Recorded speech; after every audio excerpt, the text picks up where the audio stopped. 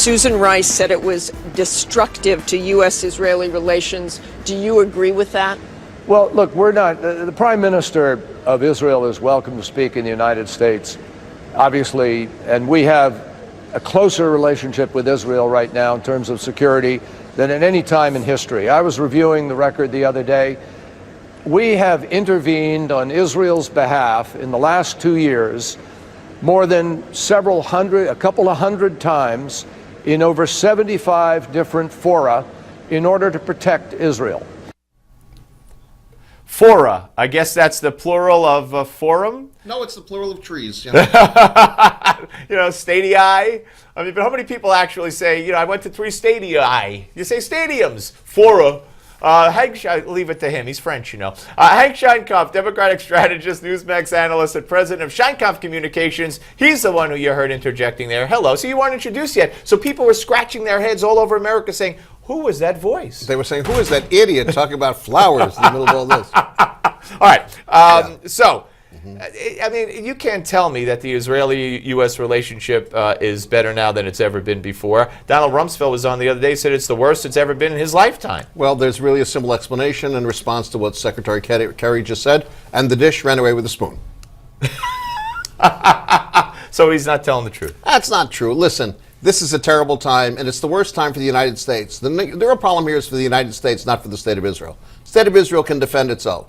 The United States of America is opening up a terrible set of circumstances.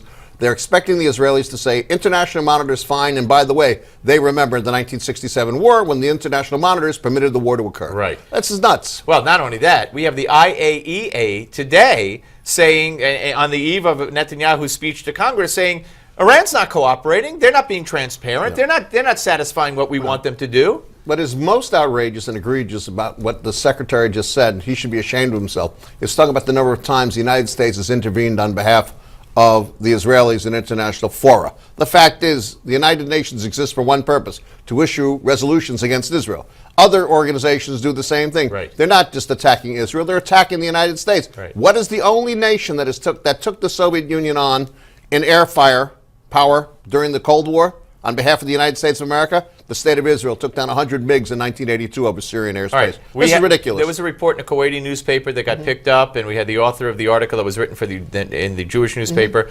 about the fact that last year Israel was set to attack Iran. They told the United States, and it came back from the United States that Obama said, if you do that, we're going to shoot down your planes.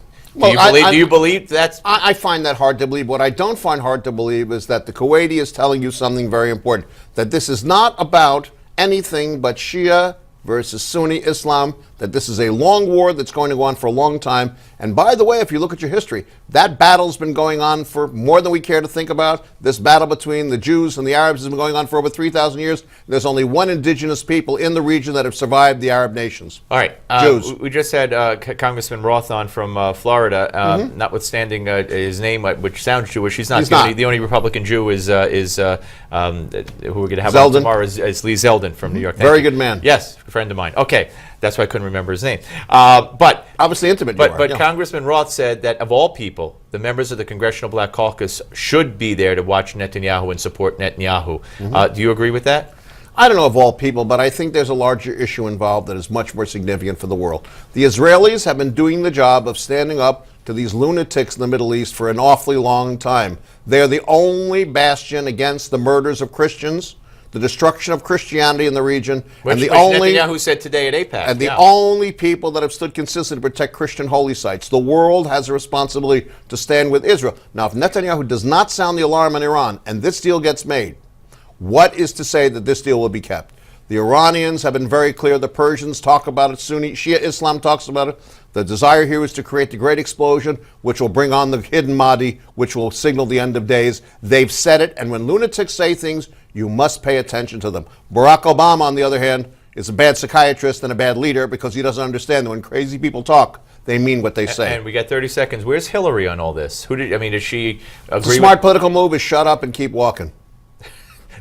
But that's her political move on everything. Why not? What she got to lose? Has anybody drawn her into this yet? You keep trying to do it. No, there was an ad, which I don't have time to play, by the emergency Israeli committee. That'll work out very well. No one's paying attention. You know what they're paying attention to? Bibi in Washington and Obama someplace else. All right, Hank Sheinkopf, thank you. Jim Thank you, Hobb, my brother. Gateway Pundit, blogger and creator, is next.